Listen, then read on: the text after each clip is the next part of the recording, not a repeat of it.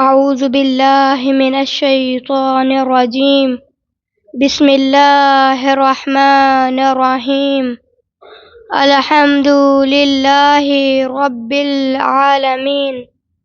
الصلاة والسلام على أشرف الأنبياء والمرسلين سيدنا ونبينا وطبيب نفوسنا وحبيب قلوبنا وشفيع ذنوبنا ومقتدانا ومولانا أبي القاسم محمد. اللهم صل على محمد وعلى محمد. أما بعد، فقد قال الله تعالى في كتابه المجيد والفرقانه الحميد وقوله الحق. بسم الله الرحمن الرحيم. وَلَقَدْ كَرَّمْنَا بَنِي آدَمَ وَحَمَلْنَاهُمْ فِي الْبَرِّ وَالْبَحْرِ وَرَزَقْنَاهُمْ مِنَ الطَّيِّبَاتِ وَفَضَّلْنَاهُمْ عَلَى كَثِيرٍ مِّمَّنْ خَلَقْنَا تَفْضِيلًا. درود پڑھیں محمد والے محمد والے محمد وعجل فرجهم. عزیزان محترم، صاحبان علم و دانش، موالیان علی و بطول و جانثاران اولاد رسول، عزاداران امام حسین اور میرے لیے قابل قدر و قابل احترام ساتھیوں، آج میں جس اہم ترین موضوع پر گفتگو کروں گی وہ موضوع سخن عظمت انسان ہے، انسان کی کرامت ہے۔ خداوند متعال سورہ اسراء کی آیت نمبر 70 میں ارشاد فرماتا ہے، بسم اللہ الرحمن الرحیم، وَلَقَدْ كَرَّمْنَا بَنِي آدَمَ وَحَمَلْنَاهُمْ فِي الْبَرِّ وَالْبَحْرِ وَرَزَقْنَاهُمْ مِنَ الطَّيِّبَاتِ وَفَضَّلْنَاهُمْ عَلَى كَثِيرٍ مِّمَّنْ خَلَقْنَا تَفْضِيلًا. درود پڑھیں محمد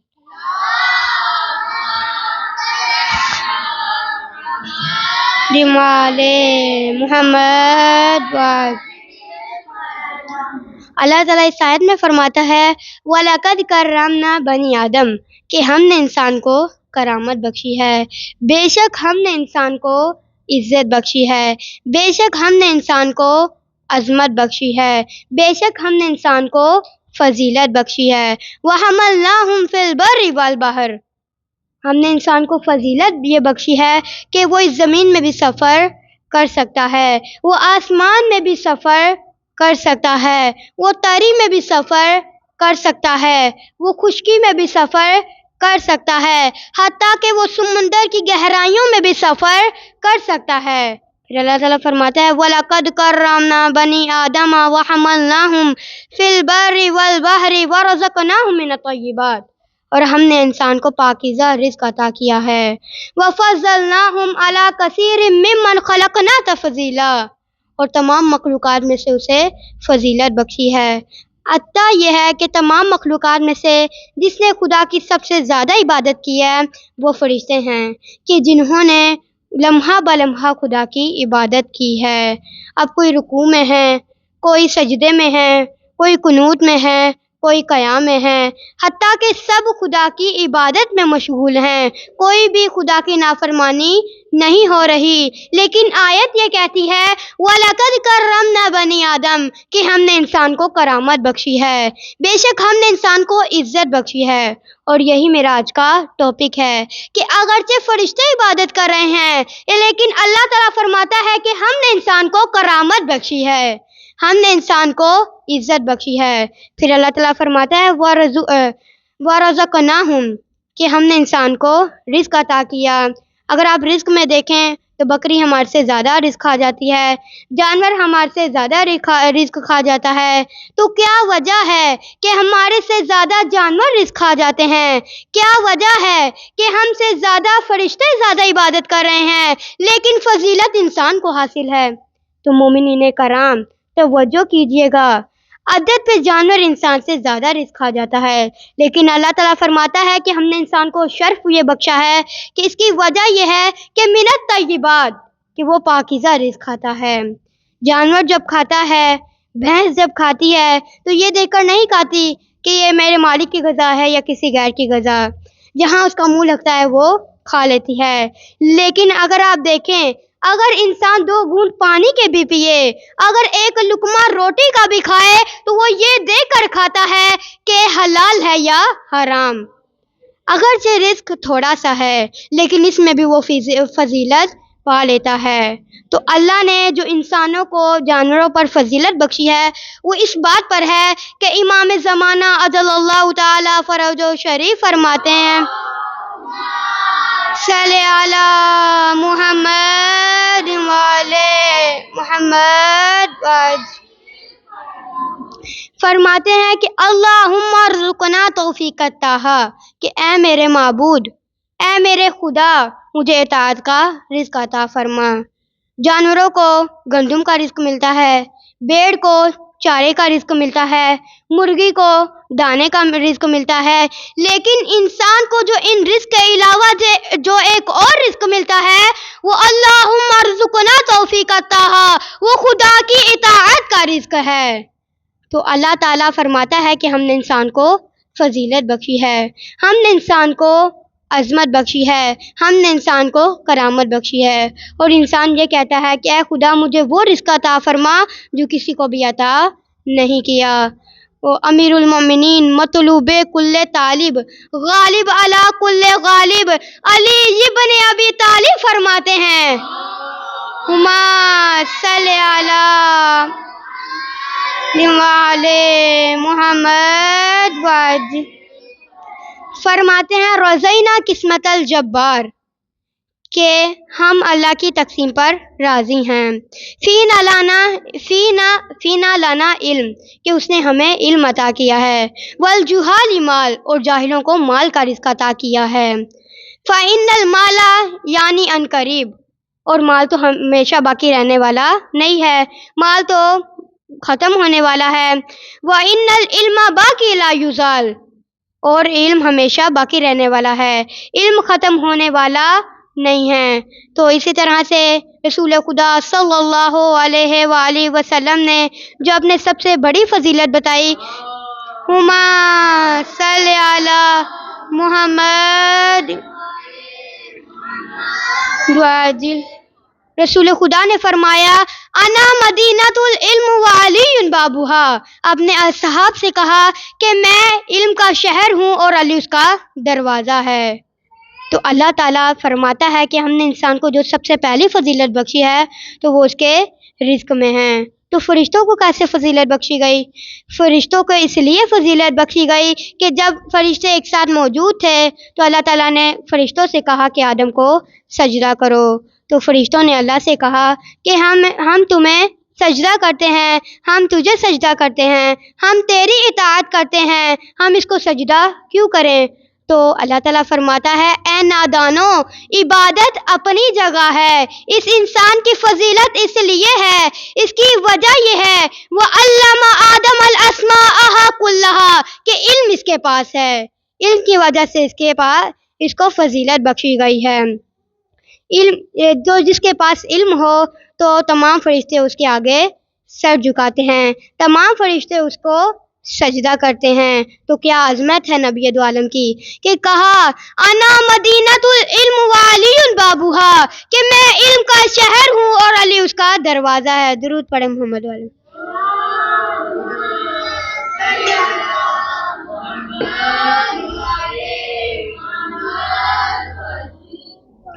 تو خدا نے انسان کو فرشتوں سے زیادہ فضیلت اس لیے بخشی ہے کیونکہ اس کے پاس علم ہے، علم کی وجہ سے انسان کو فضیلت بخشی ہے۔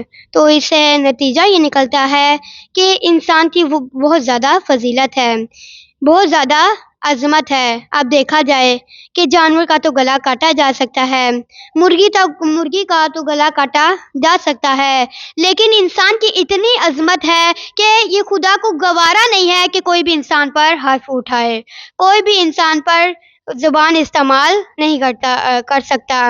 اگر کوئی سچی زبان استعمال کرے گا تو وہ غیبت بن جاتی ہے. اگر کوئی جھوٹی زبان استعمال کرے گا تو وہ تہمت بن جاتی ہے. اسی طرح سے اگر کوئی مومن پر وار کرتا ہے اور یہ قتل بن جاتا ہے کہ جو گناہ کبیرہ میں سے ہے، تو اللہ تعالیٰ نے انسان کو تمام مخلوقات میں سے فضیلت بخشی ہے. اب میں بتاتی چلوں کہ مومن کا مال بھی محترم ہے، مومن کی جان بھی محترم ہے. نہ کہ جان صرف محترم ہے بلکہ مومن کا مال بھی محترم ہے، مومن کا مال بھی قیمتی ہے.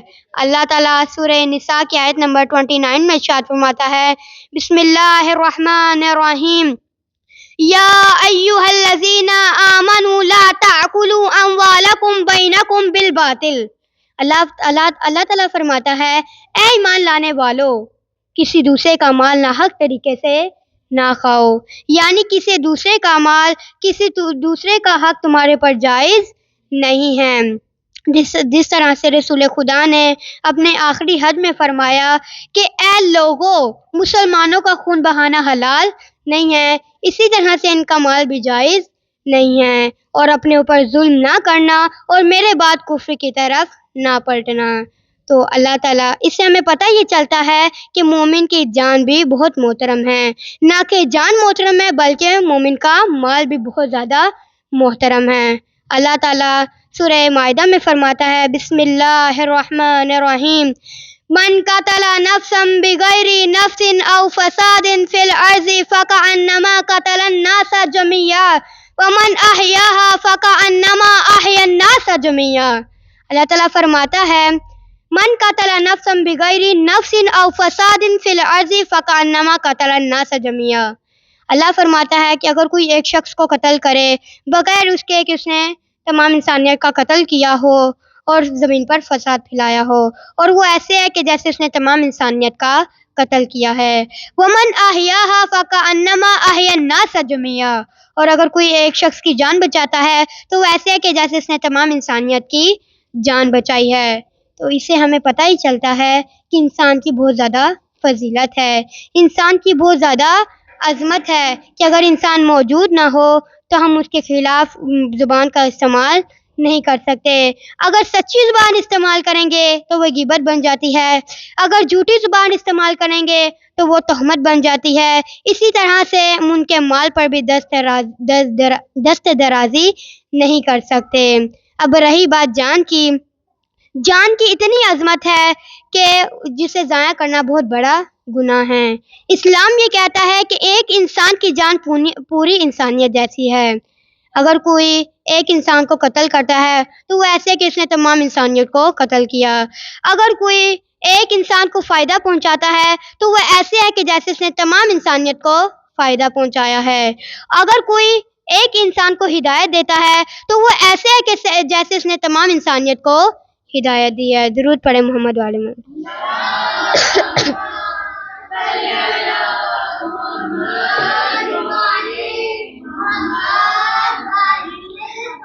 اسی لیے اللہ تعالیٰ فرماتے ہیں، من قتل نفسا بغیر نفس او فساد فی الارض فکأنما قتل الناس جميعا ومن احیاها فکأنما احیا الناس جميعا. کہ جو ایک شخص کو قتل کرتا ہے وہ ایسے کہ جیسے اس نے تمام انسانیت کو قتل کیا، اور اگر کوئی ایک شخص کی جان بچاتا ہے تو وہ ایسے کہ اس نے تمام انسانیت کی جان بچائی ہے. اب اسی طرح سے ہمارے پاس دو طرح کی زندگی اور دو طرح کی موت ہے، ایک جسمانی اور ایک روحانی. حدیث میں ہے کہ جس نے ایک گمراہ کو ہدایت دے دی تو وہ ایسے ہے کہ جیسے اس نے تمام انسانیت کو گمراہی سے بچایا ہو. اور اسی طرح سے اگر کوئی کسی کو گمراہ کرتا ہے تو ایسے کہ اس نے تمام انسانیت کو گمراہ کر دیا.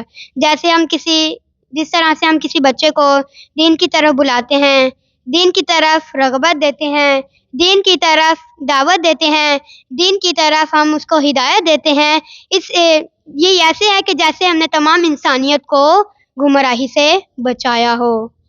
درود پڑھے محمد والے محمد پر. محمد والے محمد وذل فرجہم۔ اللہ تعالیٰ سورہ نساء کی آیت نمبر 93 میں ارشاد فرماتا ہے، بسم اللہ الرحمن الرحیم، ومن یقتل مؤمنا متعمدا فجزاؤہ جہنم خالدا فیہا وغضب اللہ علیہ ولعنہ وأعد عذابا عظیما۔ درود پڑھیں محمد والے۔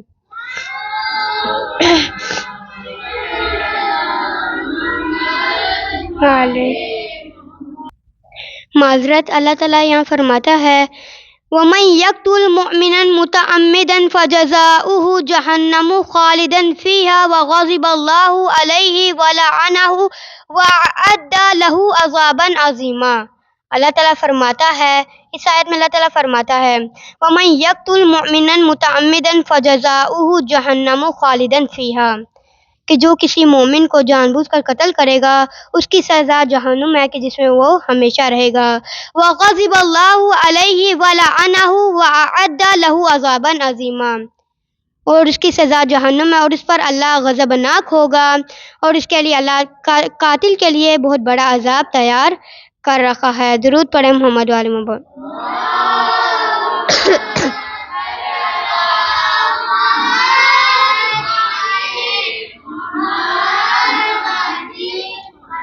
تو خداوند متعال نے اس آیت میں مومن کو جان بوجھ کر قتل کرنے والوں کے لیے 5 عذاب مقرر کیے ہیں، 5 سزائیں مقرر کی ہیں۔ سب سے پہلا عذاب فجزاؤہ جہنم، اس کی سزا جہنم ہے۔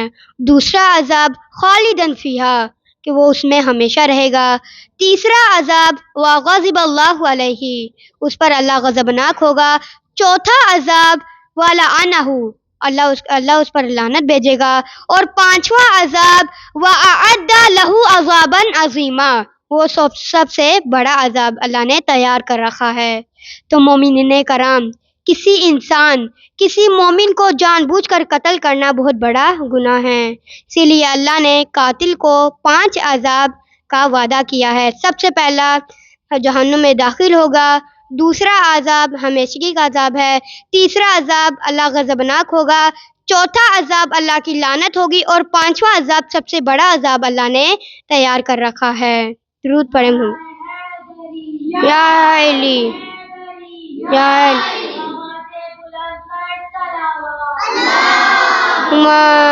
صلی علی محمد وعلی محمد۔ امام محمد باقر علیہ السلام فرماتے ہیں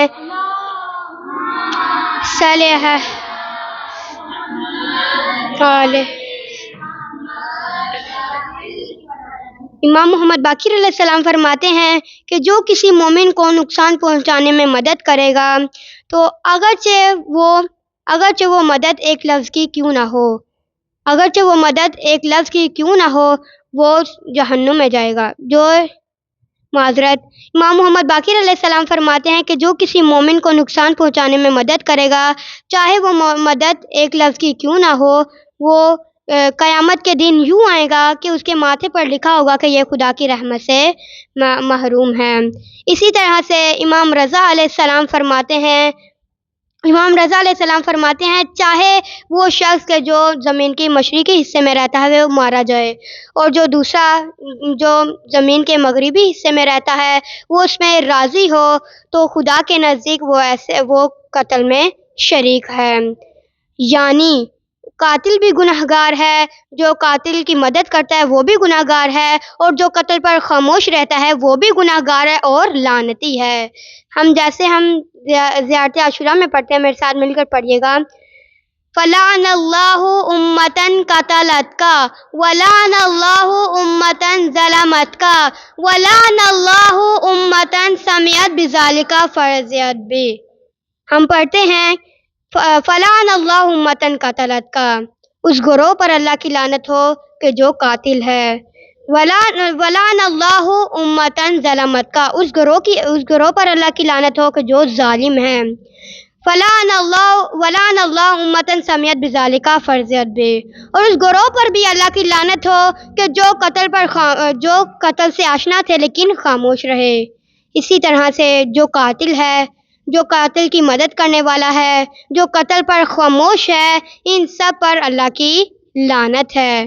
تو مومنین کرام توجہ کیجیے گا، یہاں توجہ کرنے کی ضرورت ہے کہ جو قاتل ہے اس پر بھی اللہ کے وہ بھی گناہ گار ہے، اور جو قاتل کی مدد کرنے والا ہے وہ بھی گناہ گار ہے، اور جو قتل پر خاموش رہے گا وہ بھی گناہ گار ہے۔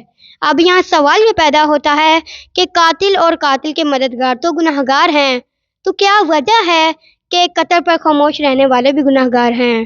تو یہاں توجہ کیجیے گا کہ کیا وجہ ہے کہ قتل پر خاموش رہنے والے بھی گناہ گار ہیں۔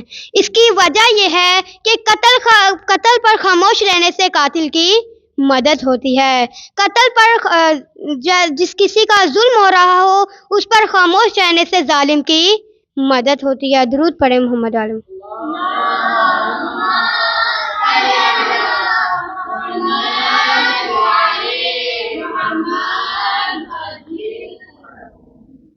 تو جس کو کوئی ٹوکنے والا نہ ہو، جس کو کوئی روکنے والا نہ ہو، تو اس کے اندر کانفیڈنس آ جاتا ہے، وہ اور زیادہ قتل کرتا ہے، وہ اور زیادہ ظلم کرتا ہے۔ کسی نے کیا خوب کہا، ہم بات کریں دلیلوں سے تو رد ہوتی ہے، ہم بات کریں دلیلوں سے تو رد ہوتی ہے، اس کے ہونٹوں کی خاموشی بھی سند ہوتی ہے۔ ہم بات کریں دلیلوں سے تو رد ہوتی ہے، اس کے ہونٹوں کی خاموشی بھی سند ہوتی ہے۔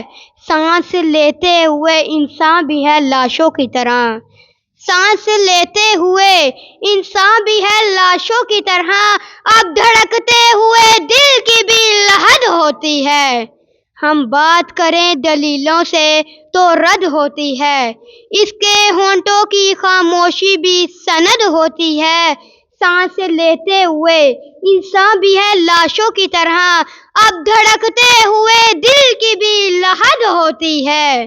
شوبدہ گھر بھی پہنتے ہیں خطیبوں کا لباس، شوبدہ گھر بھی پہنتے ہیں خطیبوں کا لباس، بولتا جہل ہے بدنام خرد ہوتی ہے۔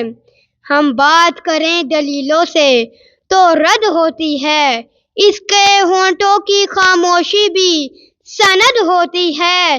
سانس لیتے ہوئے انسان بھی ہے لاشوں کی طرح، اب دھڑکتے ہوئے دل کی بھی لحد ہوتی ہے۔ شوبدہ گھر بھی پہنتے ہیں خطیبوں کا لباس، شوبدہ گھر بھی پہنتے ہیں خطیبوں کا لباس، بولتا جہل ہے بدنام خرد ہوتی ہے۔ کچھ نہ کہنے سے بھی چھن جاتا ہے اعزاز سخن، کچھ نہ کہنے سے بھی چھن جاتا ہے اعزاز سخن، ظلم سہنے سے بھی ظالم کی مدد ہوتی ہے۔ اللہ اکبر، یا رسول اللہ، یا علی،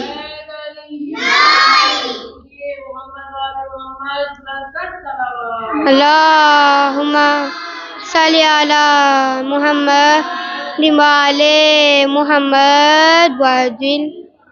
اس سے ہمیں پتہ یہ چلتا ہے کہ جہاں کہیں بھی ظلم ہو رہا ہو، اگر ہم خاموش رہیں گے اس سے ظالم کی مدد ہوتی ہے۔ جہاں کہیں قتل ہو رہا ہو، ہم وہاں خاموش رہیں گے تو اس سے قاتل کی بھی مدد ہوتی ہے۔ یعنی قتل کرنے والا اور جو قتل پر خاموش رہے گا اور جو قاتل کی مدد کرنے والا ہے، یہ سارے قتل میں شریک ہیں۔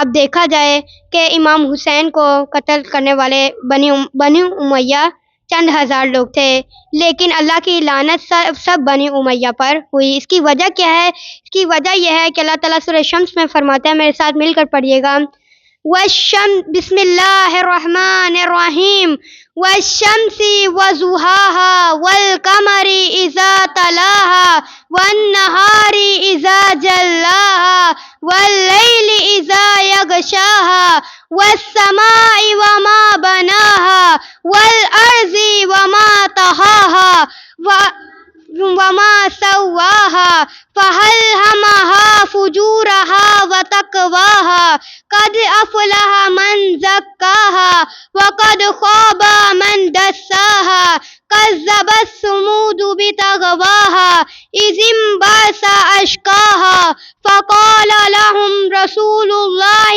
ناقة الله وسقياها فكذبوه فعقروها فدمدم عليهم ربهم بذنبهم فسواها ولا يخاف عقباها۔ اللہ تعالیٰ فرماتا ہے کذبت ثمود بطغواہا کہ قوم سمود نے بڑی نافرمانیاں کی ہیں۔ اذ انبعث اشقاہا تو اس میں سے ایک شقی اٹھا اذ انبعث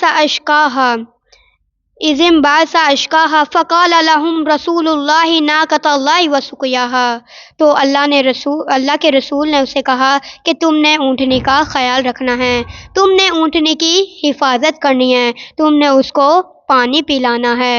فَكَذَّبُوهُ فَعَقَرُوهَا تو اس نے اللہ کے رسول کو جھٹلا دیا، اونٹنی کو اس نے مار دیا، اس نے اس کی ٹانگ کاٹ دی۔ فَدَمْدَمَ عَلَيْهِمْ رَبُّهُمْ بِذَنبِهِمْ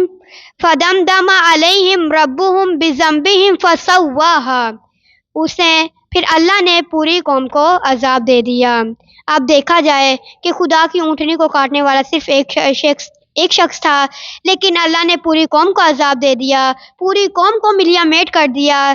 اس کی وجہ جب ہم امام علی علیہ السلام سے پوچھتے ہیں تو امام علی علیہ السلام سے پوچھتے ہیں کہ اللہ کی اونٹنی کو کاٹنے والا بس ایک شخص تھا تو اللہ نے پوری قوم کو عذاب کیوں دے دیا؟ تو امام علی علیہ السلام فرماتے ہیں کہ اگرچہ اللہ کی اونٹنی کو کاٹنے والا ایک شخص تھا، لیکن اللہ تعالیٰ نے پوری قوم کو عذاب اس لیے دیا ہے کیونکہ بر راضی کہ وہ اس قتل پر راضی تھے۔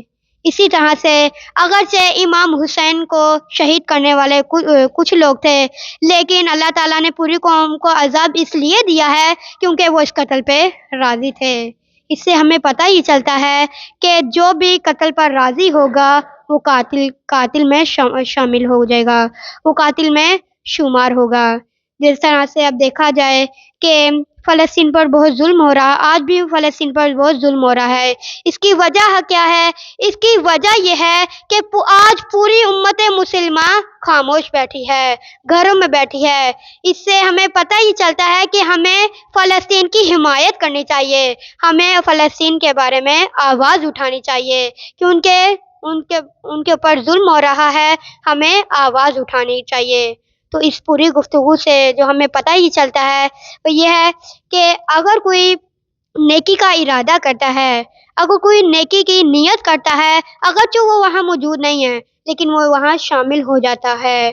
جس طرح سے امام مولا علی علیہ السلام جب جنگ جمل میں جنگ فتح حاصل کی تو وہاں وہ جشن منا رہے تھے، تو وہاں ایک صحابی اٹھا تو اس نے کہا کہ اگر میرا بھائی یہاں ہوتا تو وہ بہت خوش ہوتا۔ تو آپ صلی اللہ علیہ وسلم نے فرمایا کہ احوا اخی کمانا، کیا تمہارا بھائی ہمیں دوست رکھتا ہے؟ کیا تمہارا بھائی ہماری سائڈ پر ہے؟ تو اس نے کہا نعم جی، وہ آپ کو دوست رکھتا ہے، اس نے آنا تھا وہ آ نہیں سکا۔ تو آپ صلی اللہ علیہ وسلم نے فرمایا کہ وہ ہمارے ساتھ شامل ہے، وہ ہمارے ساتھ موجود ہے۔ تو اس سے پتہ ہی چلتا ہے کہ اگر ہم اچھے کی نیت کرتے ہیں، اگرچہ وہاں موجود نہیں ہے لیکن وہاں شامل ہو جاتے ہیں، وہاں ہم شامل ہو جاتے ہیں۔ تو رسول خدا آپ صلی اللہ علیہ وسلم نے فرمایا انما اعمال بالنیات کہ عملوں کا دار و مدار نیتوں پر ہے۔ رسول خدا صلی اللہ علیہ وسلم نے فرمایا انما الاعمال بالنیات کہ عملوں کا دار و مدار نیتوں پر ہے۔ اسی طرح سے ہمیں ہمیں راضی ہونا چاہیے، اچھائی پر راضی ہونا چاہیے، اور ہر گناہ ہر برائی پر ہمیں آواز اٹھانی چاہیے۔ ہم آواز نہیں اٹھائیں گے تو ہم اس میں شامل ہو جائیں گے۔ درود پڑھیں محمد والوں۔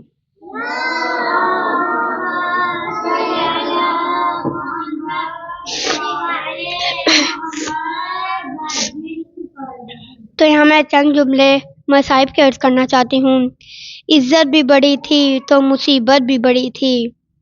عصر عاشور جب حضرت عباس کے بازو کٹ چکے، جب اونو محمد کے گلے کٹ چکے، جب علی اکبر کو برچھی لگ چکی، جب ننھے علی اصغر کے حلق پر تیر لگ چکا، جب فاطمہ زہرا کے لال کے خشک رگوں پر خنجر چل چکا، جب شہیدوں کا امتحان ختم ہوا تو 11 محرم آ گئی۔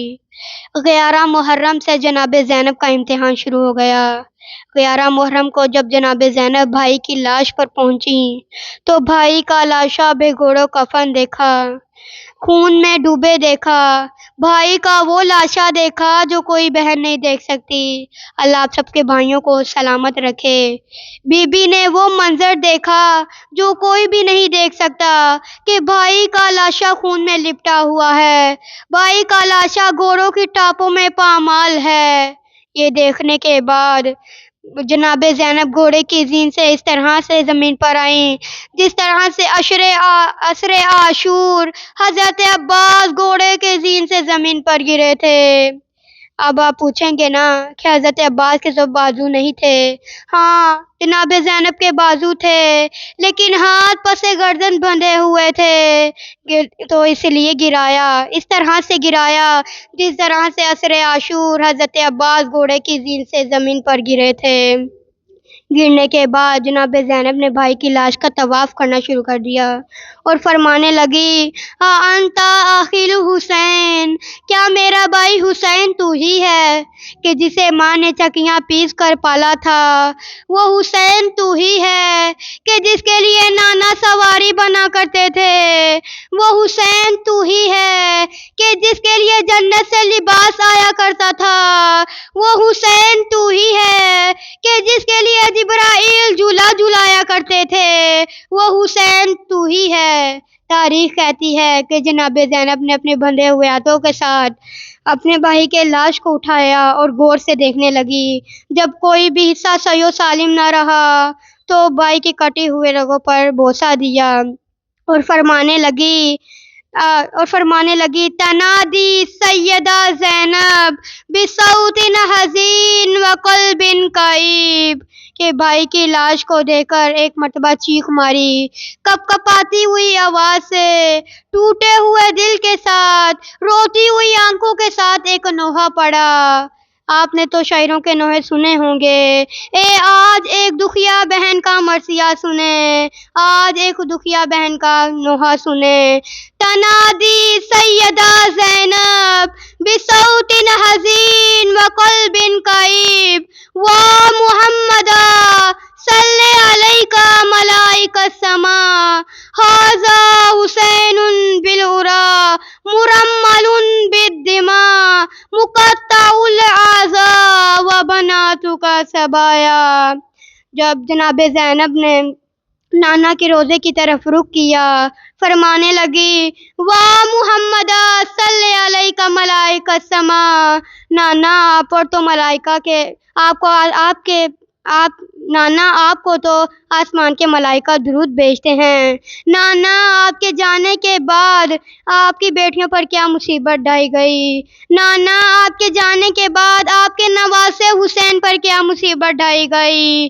ھذا حسین بالعریٰ، کہ تپتی ہوئی دھوپ میں آپ کے نواسے حسین کا لاشا پڑا ہوا ہے۔ اور نانا آپ پوچھیں گے نا کہ حسین کو غسل کس طرح سے دیا؟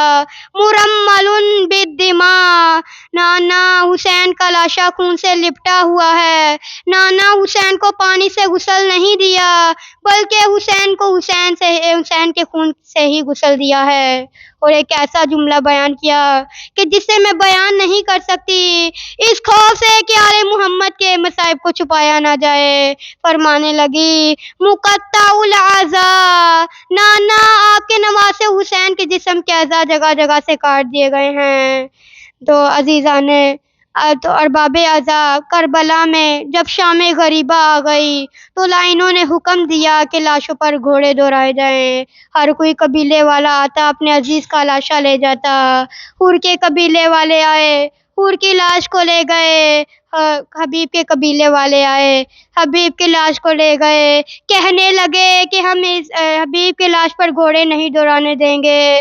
وہاں صرف ایک لاشا رہ گیا، نانا وہ آپ کے حسین کا تھا کہ جس کی پامالی کے لیے 10 گھوڑے معین روشن کیے گئے، 5 گھوڑے مشرق کی جانب، 5 گھوڑے مغرب کی جانب، ارباب ازا مشرق کے گھوڑے مغرب کی جانب دوڑائے گئے اور مغرب کے گھوڑے مغرب کے جانب دوڑائے گئے۔ وہاں صرف ایک لاشا رہ گیا تھا، نانا وہ آپ کے حسین کا تھا، کہ جس کی وجہ سے جناب زینب کو کہنا پڑا مقطع الاعضاء، نانا آپ کے نواسے حسین کے جسم کے اعضاء جگہ جگہ سے کاٹ دیے گئے ہیں، اور وہ لائن کہ جس نے حسین کو شہید کیا، حسین کی لاش پر گھوڑے دوڑائے، وہ آ کر عمر سعد سے کہتا ہے کہ عمر سعد مجھے سب سے بڑا انعام دینا۔ عمر سعد کہتا ہے کہ تم نے ایسا کیا کام کر دیا ہے کہ جو تمہیں میں سب سے بڑا انعام دوں؟ اس نے کہا کہ میں نے حسین کی لاش پر اتنے گھوڑے دوڑائے کہ کوئی بھی جسم کا حصہ صحیح و سالم نہ رہا۔ اور آخری جملہ بیان کرتی چلوں، وَبَنَاتُكَ سَبَايَا، نانا آپ کی بیٹیوں کو قیدی بنایا گیا، کبھی شام کے بازار میں لے جائی جاتی ہیں، کبھی شرابیوں کے دربار میں لے جائی جاتی ہیں، اور یہ وہی منظر ہے کہ جسے سید سجاد برداشت نہیں کر سکتے اور کہنے لگے آئے کاش میری ماں مجھے جنم نہ دیتی کہ یہ منظر میں اپنی آنکھوں سے دیکھتا کہ مجھے شام کے بازار میں ایسے گھسیٹا جا رہا تھا جیسے حبشی غلام کو گھسیٹا جاتا ہے۔ الا لعنت اللہ علی القوم الظالمین۔